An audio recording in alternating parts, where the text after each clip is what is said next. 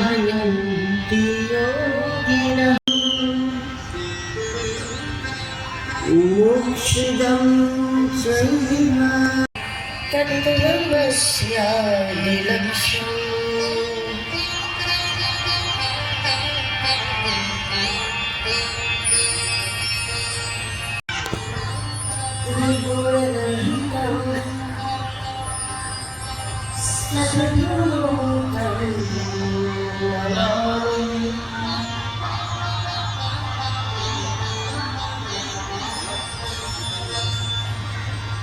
वसुदेवसुतं देवं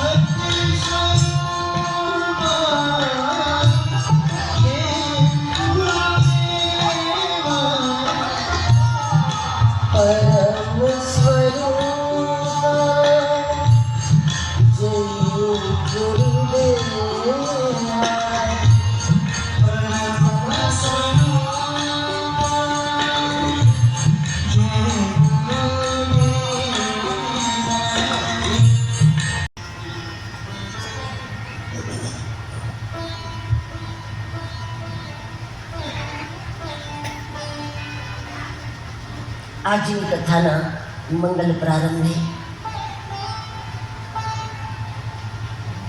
દૂર દૂરથી આપણા વચ્ચે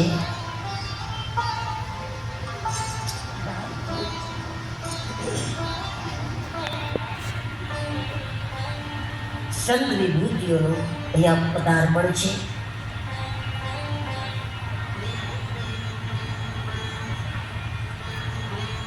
નજીકથી પણ સંતો પધાર્યા છે, દૂરથી પણ પધાર્યા છે.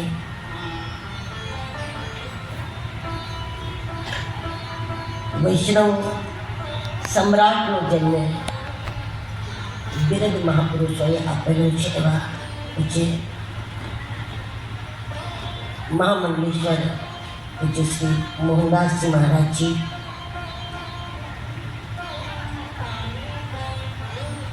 કચ્છના અંતિમ છોરથી બહુ જ દૂરથી આંગળીયાથી પૂજપાત શ્રી કલ્યાણદાસજી મહારાજજી કે જે એક સિદ્ધ સ્થાનના, એક જાગૃત સ્થાનના અધિસાહેબની એક ચેતન સમાધિના જે અધિકૃત મહંત છે, વરલીથી બ્રહ્મલીન પુરુષોત્તમ બાપુના કૃપાપાત્ર શ્રી કિશોરદાસજી મહારાજ, જે માતાજી શ્રીમંત પરમેશ્વરાનંદજી મહારાજ, જયદેવાનંદજી મહારાજ, જગદીશ મહારાજ, જે સ્વામીજી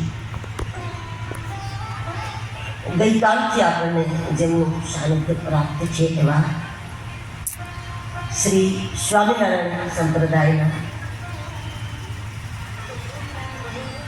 દેવીશ્રીઓ, માતાજી, સૌ સંત વિભૂતિઓને નમન, વિપ્રવૃંદને નમન.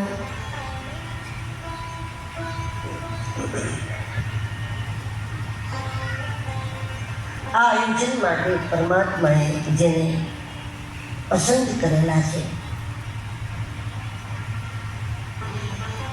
એવા બંને યજમાન પરિવારો શ્રી જીતેન્દ્રભાઈ ઠક્કર, કૌશિકભાઈ ઠક્કર, દીપાબેન, મિલનભાઈ, લીલાબેન, યોગેશભાઈ,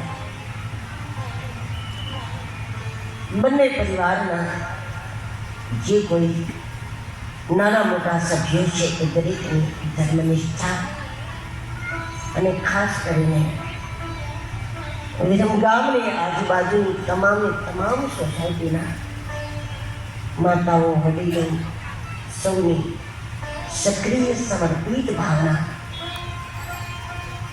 જેના પરિણામે આયોજિત આ શ્રીમદ ભાગવતનું એક દિવ્ય અનુષ્ઠાન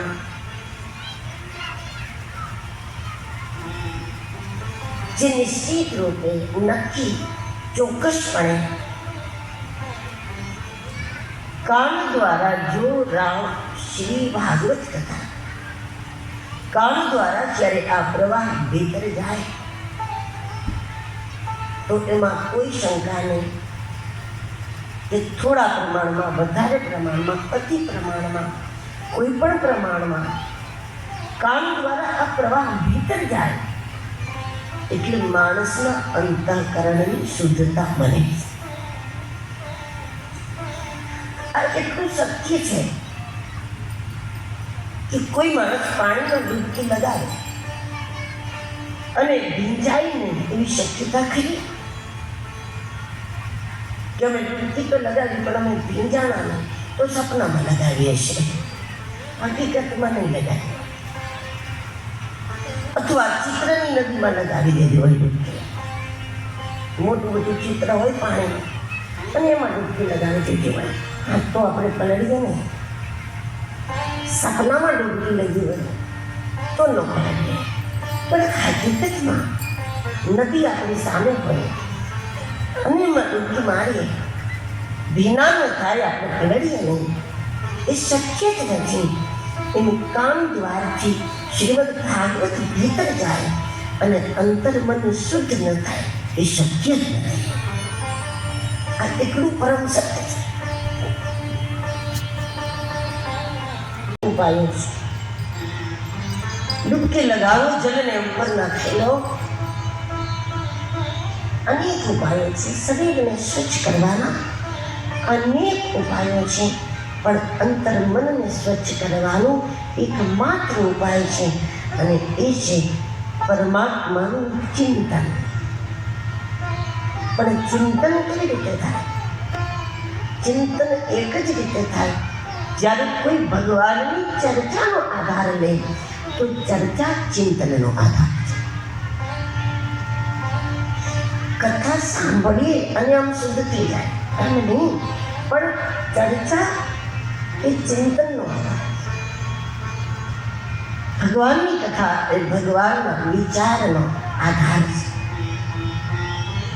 ગમે તેટલો વિદ્વાન માણસ ખુદ કથાકાર કેમ ના હોય, વર્ષે કદાચ 25-30 કથાઓ કરતો માણસ પણ ખુદ વક્તા હોવા છતાં પણ જો એ ખુદ ભગવાનની ચર્ચાને છોડી દે તો ચોક્કસ એનું ચિંતન દિવસે ઓછું થતું જાય. અને ચિંતન ઓછું થતા જ્યારે વિચારની તીક્ષ્ણતા, વિચારની ધાર જ્યારે કુંઠિત થઈ જાય ત્યારે જ્ઞાની માણસ પણ અજ્ઞાન જેવો વ્યવહાર કરવા. તેથી કથા શ્રવણની આવશ્યકતા માત્ર શ્રોતાઓને છે એવું નથી. કથા શ્રવણની આવશ્યકતા વક્તાઓને પણ હોય છે, વિદ્વાનોને પણ હોય છે. નહીતર એની ચિંતનની તીક્ષ્ણતા જેમ કોઈ સાધનની ધાર ઘસાઈ જાય પછી એ સાધન કામ ન કરે. જેનાથી શેરડી કાપે છે પણ ધાર કપાઈ ગઈ, મુઠ્ઠી ગઈ, તો શેરડી ન કપાય, સબ્જી ન કાઢી શકે, કારણ કે એની ધાર ઓછી થઈ ગઈ. તો એ રીતે જ્યારે માણસનો વિચારની ધાર જ્યારે વંચિત થઈ જાય તો એ ભગવત ચિંતનમાં પ્રવેશ ના કરી શકે. ભગવાનની કથા કરવાની જરૂરત બધાને નથી. બધા કરવા માટે સાંભળશું કોણ? ભગવાનની કથા કરવાની જરૂરત બધાને નથી, પણ ભગવત ચિંતનની જરૂરત બધા. ભગવત વિચારની જરૂરત બધાને છે.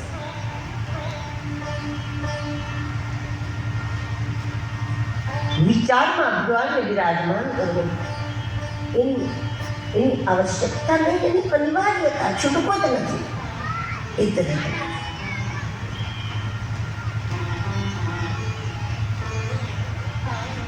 અને વિચારમાં ભગવાનને ભરવાનો ઉપાય એ પૂજા પાઠ નથી. વિચારમાં ભગવાનને ભરવાનો ઉપાય કોઈ દેવ દર્શન નથી. વિચારમાં ભગવાનને ધરવાનો ઉપાય માત્ર કોઈ અનુભવીઓનો સત્સંગ છે.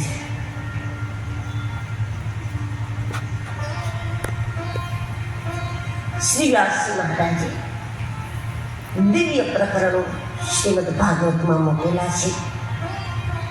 શ્રી સૂતજી મહારાજના સામે સૌતાપી ઋષિઓએ જે સવાલ કર્યો છે એ એવો પાયાનો પ્રશ્ન છે. સૌનકજીએ કહ્યું સૂતજીને કે સૂતજી, ભાગવત સંભળાવો એમ નહીં. સૌનકજી કહે છે કે સૂતજી, ભાગવતનો ઉદ્ગમ સંભળાવો પહેલા. એ ભાગવત પ્રગતિ કેવી રીતે, ભાગવતનું અવતરણ કેવી રીતે થયું. શ્રીમદ ભાગવતમાં પ્રથમ ભાગવતના અવતારની કથા છે, પછી ભક્તના અવતારની કથા છે, અને ત્યાર પછી ભગવાનના અવતારોની કથા છે. પ્રથમ તો ભાગવતના અવતારની કથા છે કે ભાગવતનો અવતાર કેવી રીતે થયો, કેવી ભૂમિમાં ભાગવત અવતાર લે. અયોધ્યાની ભૂમિમાં રામજી અવતાર લે, મથુરાની ભૂમિમાં કનૈયો અવતાર લે, પણ ભાગવત કઈ ભૂમિમાં અવતાર લે? ભાગવતના અવતાર માટે, એટલે કે આપણામાંથી ભાગવત પ્રગટે એના માટે આપણું હૃદય કેવું હોવું જોઈએ? એ મોસંબી વાવવા માટે કઈ ભૂમિ જોઈએ, કયું હવામાન જોઈએ? સફરજન ઉગાડવા હોય તો શું કેવું હવામાન અને કઈ જમીન જોઈએ? આંબા ઉગાડવા હોય તો કઈ જમીન અને કેવું હવામાન જોઈએ? બાકી બાબડિયા તો બધે થઈ જાય, પણ રુદ્રાક્ષ ઉગાડવા હોય તો કેવી ભૂમિ જોઈએ, કેવું હવામાન જોઈએ? એ રીતે આપણા અંદરથી ભાગવત પ્રગટાવવું હોય તો હૃદય કેવું હોવું જોઈએ અને વિચારોનું હવામાન કેવું હોવું જોઈએ? અંતઃકરણ એ ભૂમિ છે અને વિચારો એ હવામાન છે. ક્યારેક ભૂમિ સારી છે પણ હવામાન અનુકૂળ નથી તો પણ અનય થાય. હવામાન અનુકૂળ છે પણ ભૂમિ નથી અને અનુકૂળ તો પણ અનય થાય. આપણી અંદરથી ભાગવત પ્રગટે એનો જ આનંદ છે, એની કોઈ સીમા નથી. ભાગવત વાંચી લેવું અલગ વાત છે, ભાગવત સંભળાવી લેવું એ અલગ વસ્તુ છે, પણ ભાગવતની ભૂમિકામાંથી ભાગવતને પ્રગટાવવું એક સિદ્ધિ છે, પરમ સિદ્ધિ છે. એનું નામ રસ સિદ્ધિ છે. ભાગવતની ભૂમિકામાંથી ભાગવત પ્રગટાવવું એ કોઈ પણ વક્તાની, કોઈ પણ સંતોની એ રસ સિદ્ધિ છે. એ ભૂમિકામાંથી ભાગવતને કાઢે, કારણ કે એને બંને વસ્તુ પ્રાપ્ત છે, ભૂમિ અને હવામાન બે વસ્તુ પ્રાપ્ત છે. અંતઃકરણ પણ એવું છે, વૈરાગથી ભરેલું, ત્યાગથી ભરેલું, પવિત્રતાથી ભરેલું અંતઃકરણ એને અનુરૂપ છે અને વિચારો એને અનુરૂપ છે. ત્યારે બંને વસ્તુ અનુરૂપ.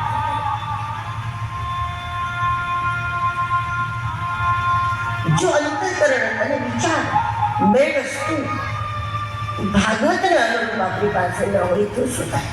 તો ભાગવતની પરિક્રમા થાય, ભાગવતમાં પ્રવેશ ન થાય. વક્તાએ ભાગવતમાં પ્રવેશ કરવાની જરૂર હોય છે.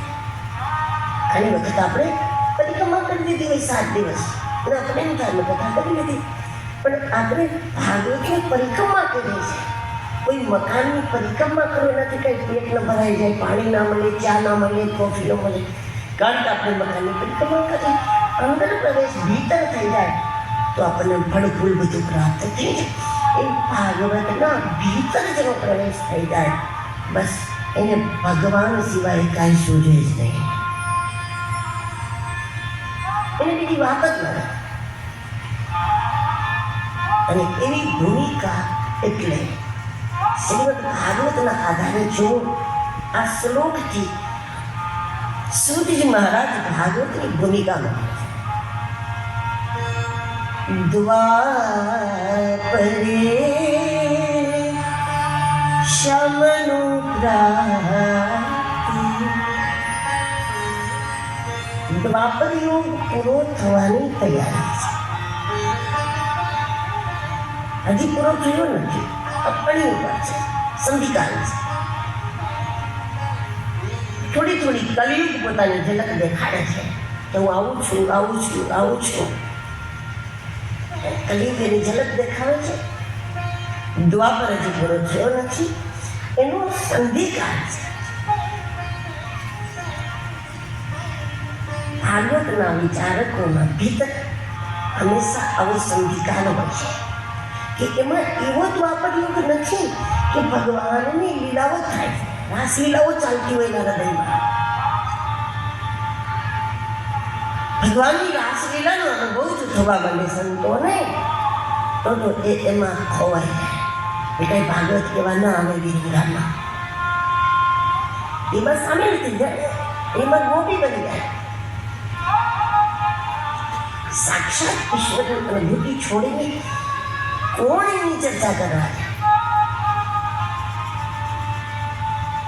ગોપીઓ સામે ઉદ્ધવે જ્યારે બહુ લાંબી થોડી ચર્ચા મૂકી ભગવાનની, ત્યારે ગોપીઓએ હસતા હસતા કહ્યું કે તું એવો ભગરો છો કે તને રસ નથી મળ્યો, એ ફૂલ મળ્યું જ નથી થયા, એટલે તું આટલી બધી વાતો કરી શકે છે. તારા કરતા અમે 1000 ગણો એને જાણી લીધો છે, પણ અમને રસ પીવામાં જ રસ પડે છે. તો શ્રીમદ ભાગવતનો આનંદ લેવા માટે વિચારોના ભીતર એવો દ્વાપર ના હોય કે ભગવાનની દ્વાપર નથી કે ભગવાનની લીલાઓનું એને દર્શન થતું હોય, રાસલીલાની સામે રચાણી હોય, પણ એવો કલિયુગ પણ જેની અંદર નથી આવ્યો, જેને કુટિલતા ગમતી હોય, એને ખટપટ ગમતી હોય, એને રાગદ્વેષ ગમતા હોય નહીં, બિલકુલ ન ગમતા. કલિયુગ ના હોય, કલી તો બિલકુલ જ નહીં. સૂતજીના માટે શબ્દ ભાગવતમાં બહુ છે. સૌનકજી આદિ ઋષિએ કહ્યું કે હે સૂતજી, અને તમારી પાસે ભાગવત સાંભળવામાં આવ્યું છે એનું કારણ તમે અનઘ છો. અનઘ એટલે પાપ વગરના, તમે નિર્દોષ છો. એક વખત પણ એવું નથી કહ્યું કે તમે વિદ્વાન છો, એટલે અમે તમારી પાસે ભાગવત સાંભળવા માંગીએ છીએ. ઋષિઓએ કહ્યું કે તમે નિર્દોષ છો, તમે અનઘ છો, તમે પાપ વગરના છો, તમે સંયમી છો, તેથી અમે ભાગવત તમારી પાસેથી ઈચ્છીએ છીએ. વિલાસી નથી, વક્તા વિલાસી ન હોવા જોઈએ. વિલાસી વક્તાના વક્તવ્યની સમાધિ પર કોઈ અસર નથી. તો વૈભવી થઈ જાય તો વૈરાગની વાતો કેમ કરી? તમે વિલાસી નથી, તમે સંયમી છો, તમે પાપ વગરના છો. ત્રીજી વાત કરી કે તમે પરોપકારી છો, તમે પરમારથી છો. લૂંટારોનું તમને ગમે જ છે, અને એટલે તમે જ્યારે ભાગવત લૂંટાવશો ત્યારે કંઈ ખામી નહીં રાખો, એટલે તમને ગમે જ છે લૂંટાવા, અને પરોપકારી છો. આવા અંતઃકરણમાં ભાગવત પ્રગટે કે જેમાં દ્વાપર યુગ તો નથી, એવો દ્વાપર નથી કે ભગવાનની લીલાઓ એને આંખેથી દેખાય છે, પણ કલિયુગ જરાય નથી, સર્વ નથી થયો અંદર. એવી અવસ્થામાં જ્યારે કોઈ ભાગવત કથા કરે અથવા ભાગવતની કથા સાંભળે તો એને મિનિટોમાં મુક્તિનો આનંદ પ્રાપ્ત થવા માંડે છે. ભાગવત મુક્તિ આપનારો ગ્રંથ છે, એને મિનિટોમાં મુક્તિનો અનુભવ. તો એવા સમયે દ્વાપરે સમનુપ્રાપ્તિ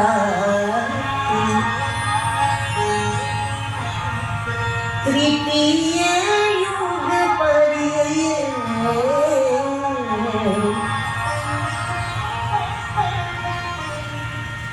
જાત પરાશરધ્યો.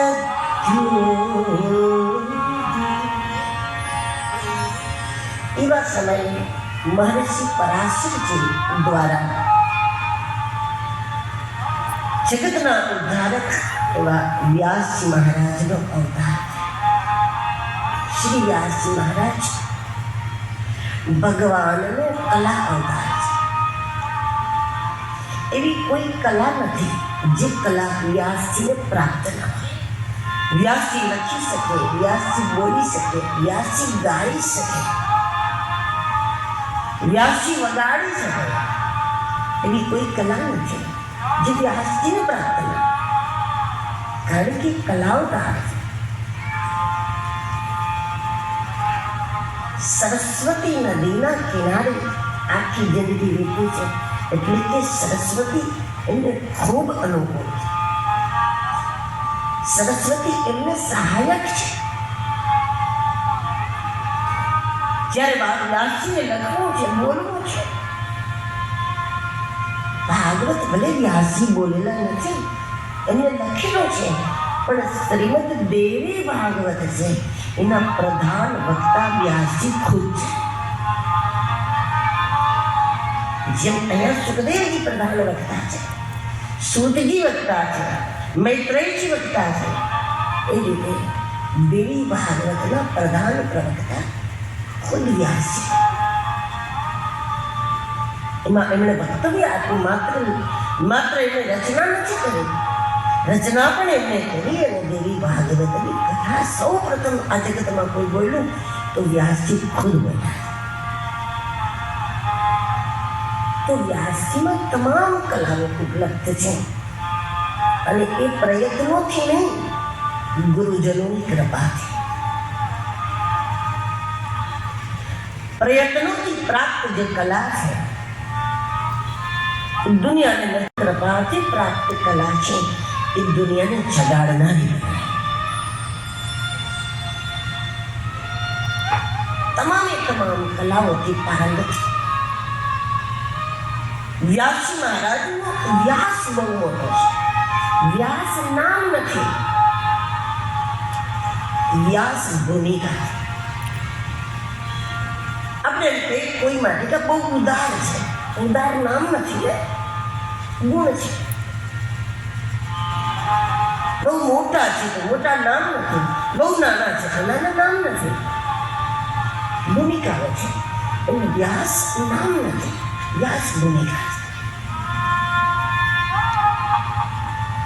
એવી કોઈ પણ વ્યક્તિને વ્યાસ જેવું જોઈએ જે માત્ર પોતાનું અને પોતાના કુટુંબનું ભલું નથી છતાં જે દુનિયાના હજારો લાખો જીવોના કલ્યાણ માટે પ્રયત્ન કરે છે.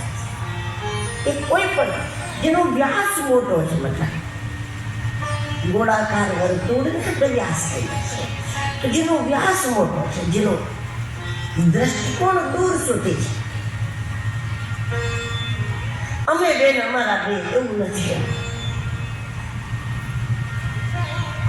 જેનો પરિવાર બહુ જ મોટો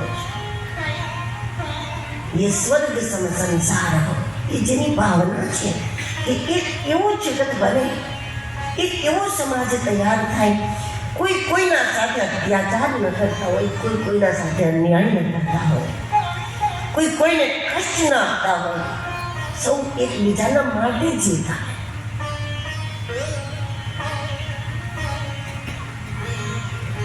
જગત અપૂર્ણ છે, માનવ શરીર અપૂર્ણ છે, ઇન્દ્રિયો અપૂર્ણ છે, એટલે જગતમાં આનંદ લેવાની એક જ રીત છે, જ્યારે આપણે બીજાના પૂરક થઈને જીવીએ, કોઈ આપણા પૂરક થઈને જીવે, તો જ જીવનમાં માણસ સુખનો અહેસાસ કરે છે. કારણ કે બધું અધૂરું અધૂરું છે. શ્રી વ્યાસજી મહારાજનો વ્યાસ એટલો મોટો. સર્વે ભવન્તુ સુખિનઃ, સર્વે સંતુ નિરામયાઃ, સર્વે ભદ્રાણિ પશ્યન્તુ મા કશ્ચિત દુઃખમાં પીડા. આ જેની ભાવના છે, દિવસ ને રાત. એવું નહીં કે શિયાળામાં અમે ધાબળા ઓઢી લીધા, બસ હવે વિરમગામમાં કોઈ ઠંડી લાગતી જ નથી, આપણે એકલો એક ધાબળો ઓઢી લઈએ એટલે મારી આખું વિરમગામ ઠંડાઈ ગયું. પોતે ભોજન કરી લઈએ, માની લઈએ કે આખા જગતમાં કોઈ ભૂખ લાગેલી જ નથી. એને વ્યાસ ન કહેવાય. વ્યાસ એ છે જેને બીજાની તૃપ્તિમાં પોતાની તૃપ્તિનો આનંદ થાય, બીજાના સુખમાં પોતાના સુખનો જેને અનુભવ થાય, એ બધા વ્યાસ. અને તેથી બચપણથી વ્યાસજીના મનમાં એક ઈચ્છા છે કે જેવો આનંદ મને પ્રાપ્ત છે એવો આખા જગતને કઈ રીતે મળે, જેવી શાંતિ મને પ્રાપ્ત છે એવી આખા જગતને કઈ રીતે મળે.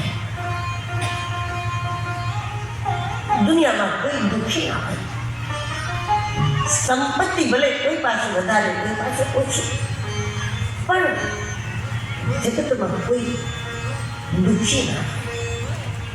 માનસિક રીતે, વૈચારિક રીતે, સામાજિક રીતે, શારીરિક રીતે, માન સન્માનની રીતે જગતમાં કોઈ પીડાતું ના. એવું જગત કઈ રીતે બનાવે. એના ઉપર વિચાર કરતા વ્યાસજીને ખ્યાલ આવ્યો માનવના સુખનો આધાર એ છે માણસ વેદોની માટે કહેવામાં આવ્યું છે કે બસ માનવને સુખ પહોંચાડવા માટે વસ્તુ સુખનો આધાર નથી, જીવન સુખનો આધાર છે. એ મુજબનું જીવન નથી તો વસ્તુ શું કરશે?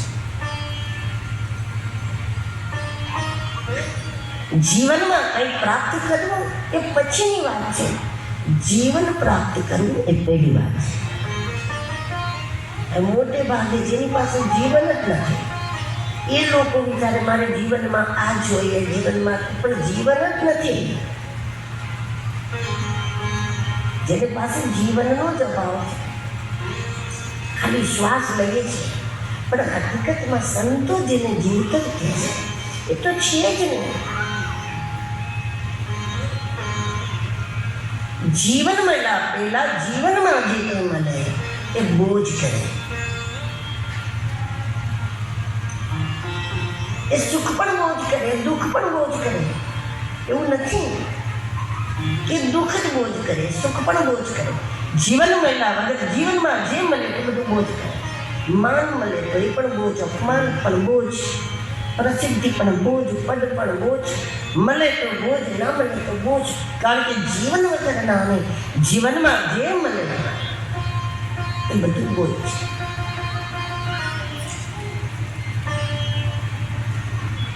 જીવનની જ પ્રાપ્તિ નથી.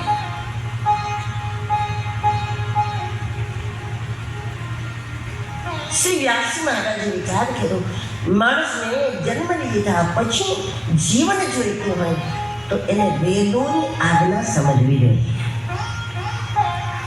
વેદોના માર્ગે ચાલવું જોઈએ, વેદોની આજ્ઞા મુજબ ચાલવું જોઈએ. પણ વેદ બધા થોડા સમજે. વ્યાસજીને કહ્યું કે વેદ બધા નહીં સમજી શકે એટલે એમને વેદોને હળવા કરી દીધા. એક જ વેદ હતો. વ્યાસજીએ એકમાંથી 4 વેદ તૈયાર કર્યા અને 4 શિષ્યોને આપ્યા અને કહ્યું કે તમે આનો પ્રચાર કરો, તમે પણ તમારા શિષ્યો તૈયાર કરો, એમના દ્વારા વેદોને આગળ લઈ જાઓ. એ પણ એમના શિષ્યો બનાવે, એ પણ વેદોને આગળ લઈ જાય. આજે ગુરુ શિષ્ય પરંપરા છે. ગુરુ બનાવવાની, શિષ્ય બનાવવાની જે કંઈ એ વ્યાસ પરંપરા છે.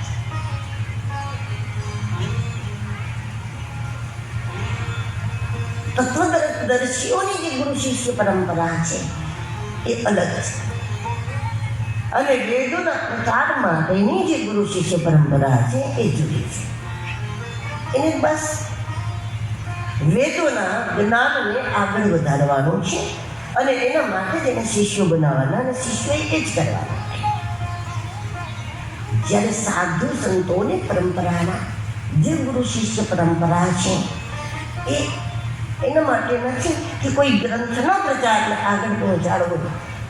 એ પરંપરા એટલા માટે હોય છે કે એક જ્યોતથી બીજી જ્યોત જાગી જાય. ગુરુની કૃપાથી શિષ્ય આત્મ સાક્ષાત્કારનો આનંદ પ્રાપ્ત કરે.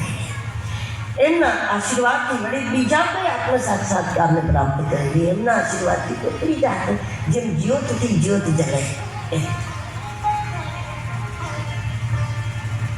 વ્યાસજી એક વેદને 4 ભાગમાં કરી દીધા.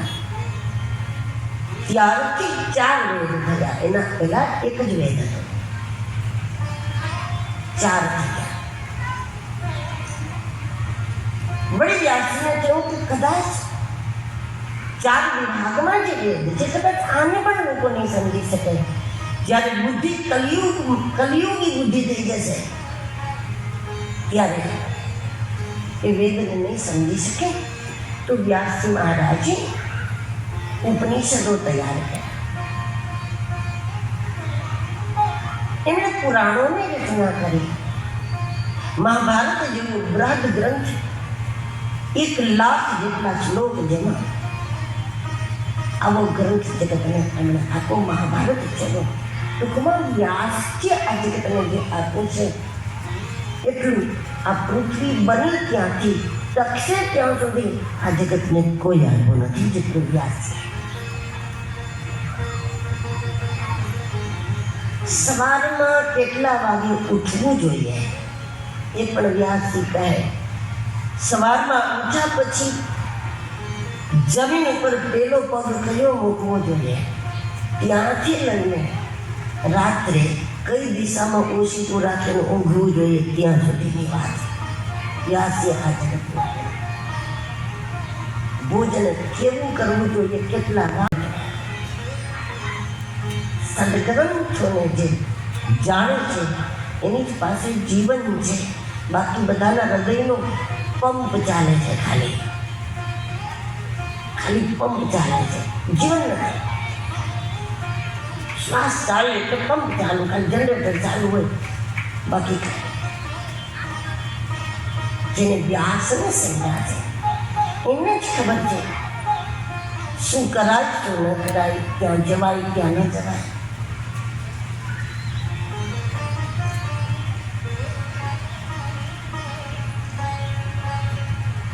પુરાણોની રચના કરી, મહાભારત બનાવ્યું, છતાં પણ વ્યાસને સંતોષ નહોતો થતો. અને બહુ સીધી વાત છે કે જ્યાં સુધી જે કામથી આપણને પોતાને આત્મસંતોષ ન થયો હોય તો એ કામથી સમાજને પણ આત્મસંતોષ થાય. વ્યાસજીને લાગે છે કે હજુ કંઈક ઘટે છે, હજુ કંઈક ઘટે છે, હજુ કંઈક ઘટે છે. પણ હવે મેં યાદ નથી આવતું શું ઘટે છે.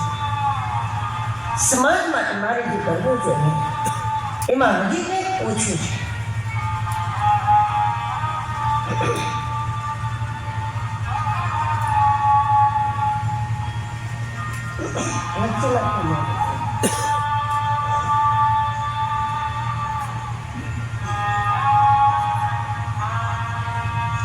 વ્યાસજી કેવું ગીત થઈ ગયા વિચારમાં. દિશે દિશે વ્યાસજીને થયું કે મારી ઉંમર પણ વધતી જાય છે, સમય નીકળતો જાય છે. એવું ના બને કે મારી જિંદગી પૂરી થઈ જાય અને જે માટે હું આવેલો છું એ કામ અધૂરું રહી જાય.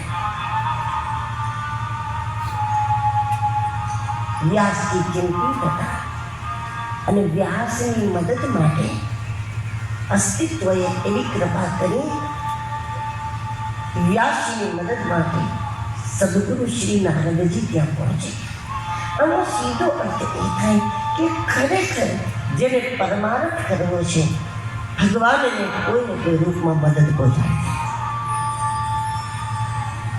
માર્ગદર્શન ઘટતું હોય તો એ પણ પ્રાપ્ત થઈ જાય, વસ્તુ ઘટતી હોય તો એ પ્રાપ્ત થઈ જાય. જેને શુદ્ધ ભાવે આ જગતનું ભલું જ કરવું છે અને વ્યવસ્થા ઈશ્વર આપે. વ્યાસજીને ચિંતા હતી કે મારી ઉંમર પૂરી થઈ જશે અને કામ બાકી રહી જશે.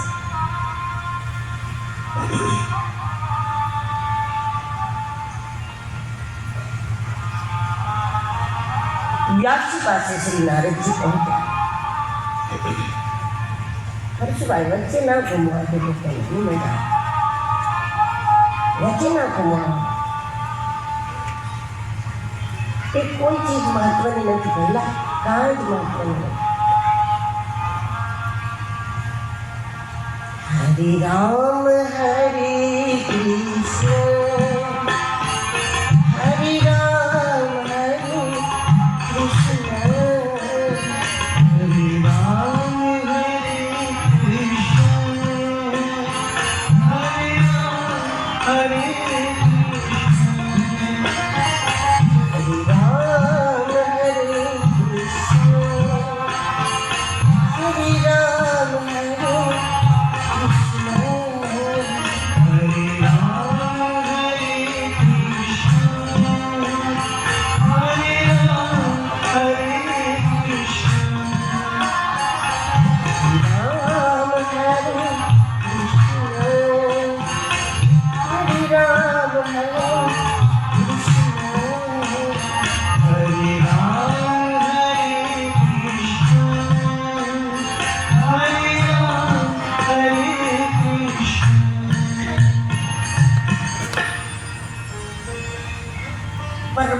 માટેની ભાવના, અસ્તિત્વ પૂરી કરે. એક ગરીબ માણસ પણ, અતિશય ગરીબ માણસ પણ જ્યારે કોઈને કંઈક આપવાનો દ્રઢ સંકલ્પ કરે તો આપવા માટે પ્રકૃતિ એને આપે. આ પ્રકૃતિનો નિયમ. પોતાના માટે જોઈતું હોય તો ભાગ્ય વચ્ચે આવે. ભાગ્યમાં નથી તો ન મળે. માણસ પરિસ્થિતિને બદલી શકે, પણ એ જ વ્યક્તિને ભોગવવા માટે નથી જોતું, એ જ વ્યક્તિને આપવા માટે જોઈતું હોય તો પ્રકૃતિ એને આપવા બંધાય.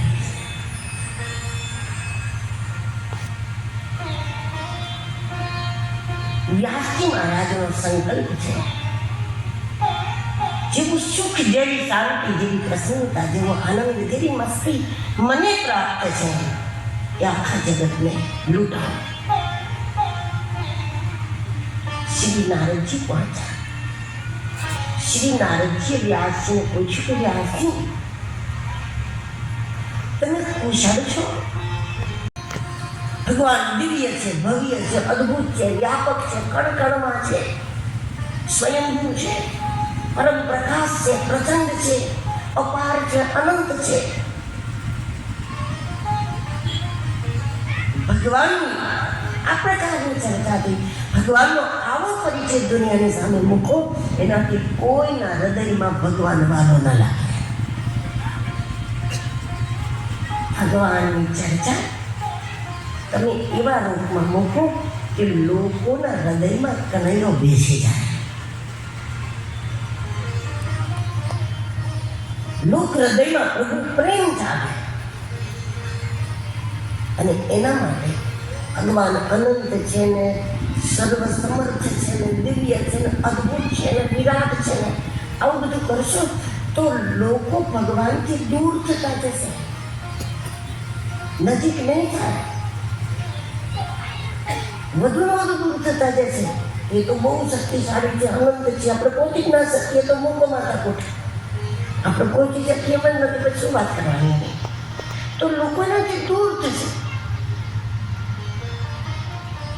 લોક હૃદયમાં જો પ્રભુ પ્રેમ જગાડવો હોય વ્યાસજી, તો ભગવાનના એવા ગુણોની ચર્ચા લોકો સામે કરો કે ભગવાન દયાળુ છે, એ ક્ષમાવાન છે. દુનિયાના કોઈ અપરાધીમાં એટલા અપરાધ કરવાની શક્તિ નથી ઈશ્વરમાં જેટલી એના અપરાધને ભૂલવાની શક્તિ.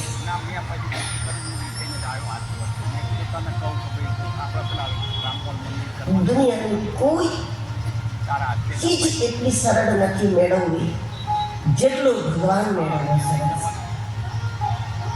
કોઈ એટલા સરળ નથી. તમારાથી 5 ફૂટના અંતરે જે હોય એને પણ તમારે બોલાવવા હોય તો 5 ફૂટનો વ્યક્તિ છે ને, ના પણ પહોંચી શકે તમારા સુધી, પણ આના જેટલો નજીક હોય. ऐसो को उदार जग माही, बिनु सेवा जो द्रवे दीन पर राम सरिस को. ईश्वरनी એ સરળતા, એ સહજતા, બસ પુકારની વાર છે. તમે એકવાર પુકારી જો ખબર પડે કેવો આજુબાજુમાં ભગવાનના આ ગુણો તમે મૂકશો તો જ લોકો પ્રભુને સ્વીકારશે, તો જ ભગવાન પોતાનો લાગશે, અને પોતાના લાગે એ પ્રિય લાગે છે. સીધી વાત છે. કોઈ પણ માને પૂછો ને કે આ દુનિયામાં સૌથી સુંદર બાળક કયું, તો એનું દેખાડે. પછી ભલે કાંઈ રંગમાં રૂપમાં કાંઈ ઠેકાણું ના હોય, હાથ પગ દોડીને પેટ ગાડીને જે હોય તે, પણ છતાં કોઈ પણ માં એમ જ કહે આનાથી સુંદર એટલે નથી. કારણ કે એને એટલે પ્રિય છે કે એને પોતાનું છે, પોતાનું હોય એટલે પ્રિય લાગે. ભગવાન પોતાનો લાગે તો ભગવાન એમને પ્રિય લાગે, પણ ઈશ્વર પોતાનો લાગે એ એને ભૈજા વગર રહી જ ના શકે. ભગવાનને જોયા વગર ભગવાનને ભગવાનું ચાલુ થઈ જાય. જેને ભગવાન પોતાનું લાગે તો એના માટે લોકોની સામે ભગવાનનો પરિચય મૂકવાની રીત છે. વ્યાસજી એ તમારી રીત છે, એ જોડી શકાશે. ખાલી રીત બદલી નાખો. ભગવાનને અસીમ દેખાડશે ત્યાં સુધી કોઈ ભગવાનને ભજવાનું નથી. ભગવાનને સીમિત કરે એવો અસીમ ઈશ્વર જ્યારે પ્રેમને વશ થઈ જાય તો એ ગોપીઓના આંગણામાં એક વાટકી છાશ પીવા માટે પણ નૃત્ય કરવા તૈયાર થઈ જાય. આ વાત બને તો જ લોકોને ભગવાન પોતાનો લાગે, તો જ કોઈને લાગે. અસીમને કોણ બને? અરે કોઈ વ્યક્તિના વિષયમાં પણ જ્યારે એવી ચર્ચા થાય કે બહુ મોટા માણસ, તો આપણે મળવાનું વિચાર્યું હોય તો એ પ્રોગ્રામ મોકૂફ કરી દઈએ અને આપણું કામ નથી કરતું. કારણ કે બહુ મોટા એ બધું થતો જાય. તો ભગવાનના ગુણોથી લોકોને વાકેફ કરો, પરિચિત કરો. અને એ અસીમ સીમિત બને તો કેવું હોય, વાતો કરતો હોય તો કેવો હોય, રમતો હોય તો કેવો હોય, એ વાત કરો. એ ભાવને વશ ભગવાન જેવો છે એવો ભાવ બનવો ક્યારેય શક્ય નથી. જેવા ભગવાન છે એવો ભાવ કોઈ દિવસ શક્ય નથી. જેવો ભાવ છે એવું ભગવાનને બનવાનું સાવ શક્ય છે. જેવો ભાવ એવો ભગવાન બને. જેવા ભગવાન એવો ભાવ બને તો અઘરું કામ છે. જેવા ભગવાન છે એવો ભાવ બનાવવો એ બહુ કઠિન છે. પણ જેવો ભાવ છે આપણો એવા ભગવાનની એવા બની જવામાં જ રહેવાનું. કારણ કે એ પ્રવાહી છે. પાણીને જે આકારમાં ભરો, પાણી એ આકાર લઈ લે વાસણનો, એ રીતે ઈશ્વર પણ પરમ પ્રવાહ છે. અને એ એવો પ્રવાહ છે કે તમે એને બાળક માનો, એ બાળક ભાવે અનુભૂતિ આપશે તમને. ભગવાનને જે માનો, જે સંબંધ જોડશો એવો જ તે પ્રતિભાવ આપશે. શ્રી નારદજીએ કહ્યું કે મારું કલ્યાણ સત્સંગ કરતા કરતા મને ભક્તિ પ્રાપ્ત થઈ અને ભક્તિથી મને સદ્ય ગતિ પ્રાપ્ત થઈ. મુક્તિનો એક ક્રમ હોય છે કે જેમ જેમ જન્મો વીતતા જાય તેમ તેમ આપણી આત્માનો વિકાસ થતા માણસ મુક્તિ સુધી પહોંચે. એમાં કદાચ હજારો જન્મો પણ વીતી જતા હોય છે. એક ડિગ્રી મેળવવામાં પણ જિંદગીના 18, 19, 20 વર્ષ ભણતરમાં નીકળી જતા. મુક્તિનો અધિકાર પ્રાપ્ત કરવામાં એમાં અનેક જન્મોમાં વિકાસ કરતા મુક્તિ સુધી પહોંચી શકાય. પણ જો ગુરુજનોની કૃપા થાય, સત્સંગ સુલભ થઈ જાય ભગવાનની કૃપાથી, તો એ જ મુક્તિ જે અનેક જન્મો પછી પ્રાપ્ત થતી હોય, ક્રમથી પ્રાપ્ત થતી હોય, એ આખો ક્રમ અટકી જાય અને આ જીવને તત્ક્ષણ મુક્તિનો અનુભવ થઈ જાય. એ નારદજીને પ્રાપ્ત થાય. દાસી પુત્ર હતા, એમાંથી સીતા બ્રહ્માના પુત્ર થયા, સદ્ય મુક્તિ પ્રાપ્ત થઈ. શ્રી નારદજીએ પોતાના જન્મની, પોતાના જીવનના અનુભવની વાત કરી અને એમને વિદાય લીધી. ત્યારબાદ વ્યાસજી મહારાજ હવે અસીમ સીમિત બને તો કેવો બને, એના ગુણ કેવા હોય, એનું શીલ કેવું હોય, એનું રૂપ કેવું હોય, એનું નૃત્ય કેવું હોય, એનો રંગ કેવો હોય, હવે એવા ચિંતનમાં લાગી ગયા.